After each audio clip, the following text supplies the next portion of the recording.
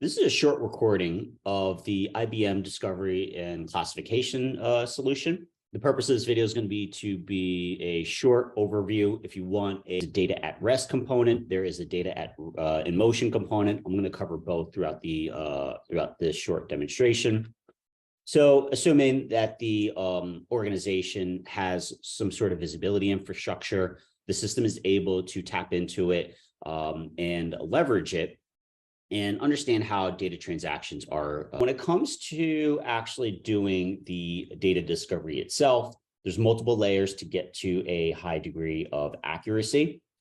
So at the data element level, the system will come with classifiers that come out of box. A user can come in here and add new classifiers as needed, map it to a specific regulation. There's a number of configuration categories that are available. You could turn on cataloging, which will inventorize the record.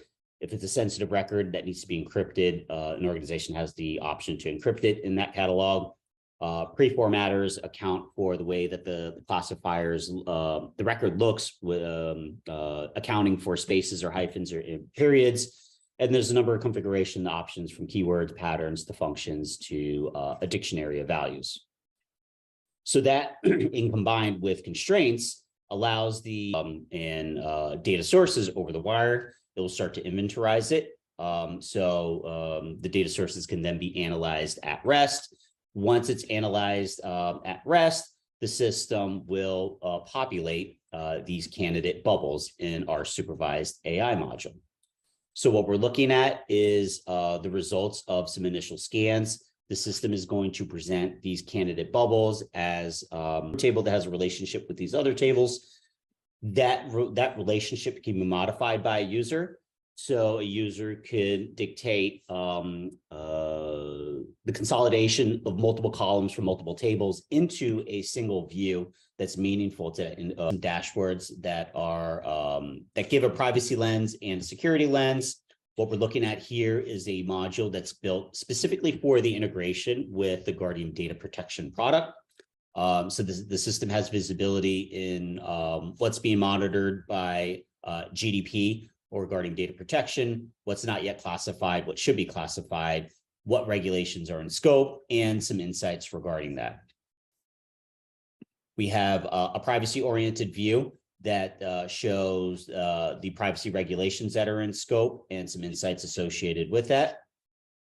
And then we also have in that particular region, we have a attack surface reduction dashboard that will give an organization a view of how old their data is and what they need to do to respond to their data retention policies. So this visual gives a breakdown on how old their sensitive files are. So as we're scanning unstructured files, we're collecting metadata of when that file was created, the last time it was modified, the top 10 data sources that contain sensitive data, with top 10 data sources that contain personal data, and then a view based on specific data elements, when those data elements are created and the last time they were modified. The system allows for classification searches as well for data sources and for files. Individuals can search for specific tags, for specific data elements, for specific data element, for data categories, or for a specific file or a data source if needed. If I wanted to do a simple search, show me all my data sources that contain a credit card number, it'll pull up the list of these results, which can be exported into a CSV report.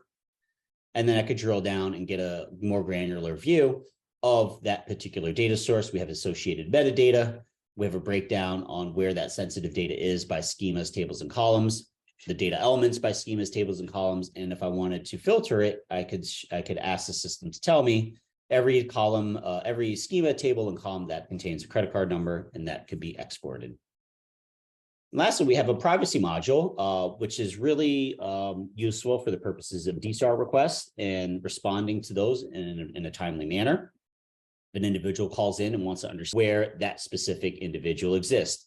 The RDA is that supervised AI reference data, but the transactions that pertains to that individual, the files where this individual belongs is found in, the file path, the date that file was found, the databases this individual belongs into, what data asset categories it belongs into, If his information was sent via email, that's filed as a copy of his usage. If he's found in a CRM or a SaaS application, communication platform, notes, and cloud object storage.